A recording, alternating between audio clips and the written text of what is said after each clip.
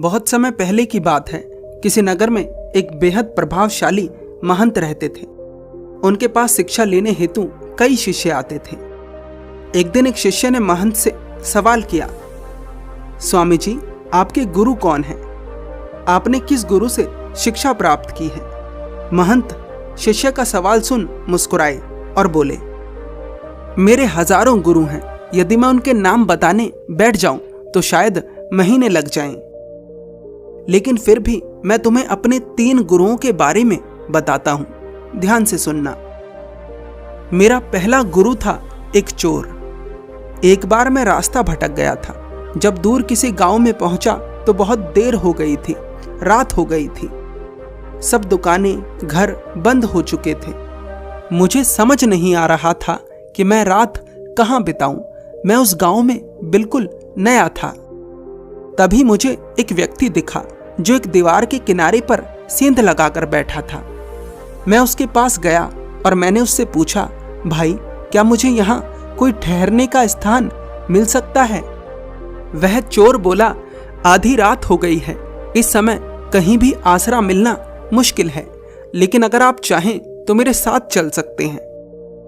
वह व्यक्ति पेशे से चोर था, लेकिन एक अच्छा इंसान था। मैं उसके साथ कई दिन रुका। वह हर रात जाते वक्त मुझसे कहता कि मैं अपने काम पर जा रहा हूं, आप आराम से ध्यान करिए, तपस्या करिए, आपको यहाँ कोई समस्या नहीं होगी। जब वह आता तो मैं उससे पूछता कि कुछ मिला? तो वह कहता कि आज तो कुछ नहीं मिला, पर जल्द ही कुछ अवश्य मिलेगा। मैं उसके घर कई दिन रहा, लेकिन मैंने उसे कभी निराशा से भरा नहीं देखा। मेरा दूसरा गुरु था एक कुत्ता। एक बहुत गर्मी वाले दिन मैं बहुत प्यासा था और पानी की तलाश में घूम रहा था कि एक कुत्ता दौड़ता हुआ आया। वह कुत्ता भी प्यासा था। उस कुत्ते ने आगे जाकर नदी में झांका तो उसे एक और कुत्ता पानी में नजर आया जो कि उसकी अपनी ही परछाई थी। कुत्ता उसे देखकर डर गया। वह परछाई को देखकर भौंकता और पीछे हट जाता, लेकिन बहुत प्यास लगने के कारण वह वापस पानी के पास लौट आता। अंततः वह अपने डर के बावजूद नदी में कूद पड़ा और उसके कूदते ही उसकी परछाई गायब हो गई।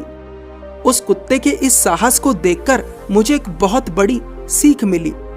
अपने डर के बावजूद व्यक्ति को छलांग लगानी होती है।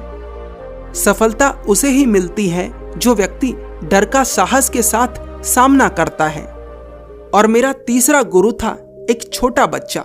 मैं एक गांव से गुजर रहा था कि मैंने देखा कि एक छोटा बच्चा जलते हुए दिए को ले जा रहा है। पास ही एक मंदिर था। शायद वह उस दिए को मंदिर ही ले जा रहा था।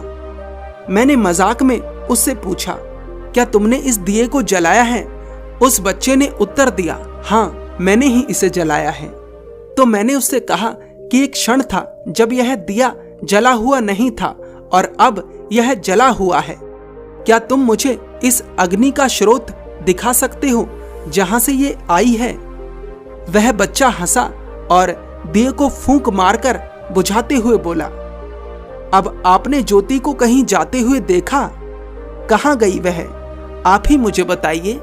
उस बच्चे के इतना करने पर मेरा अहंकार चूर चूर हो गया।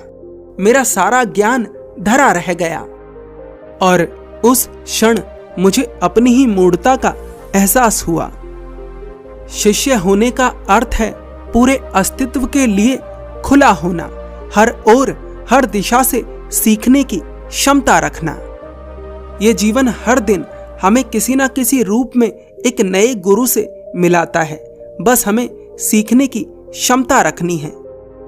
इस कहानी से हम सीखते हैं कि गुरु मत खोजिए, शिष्य बनिए।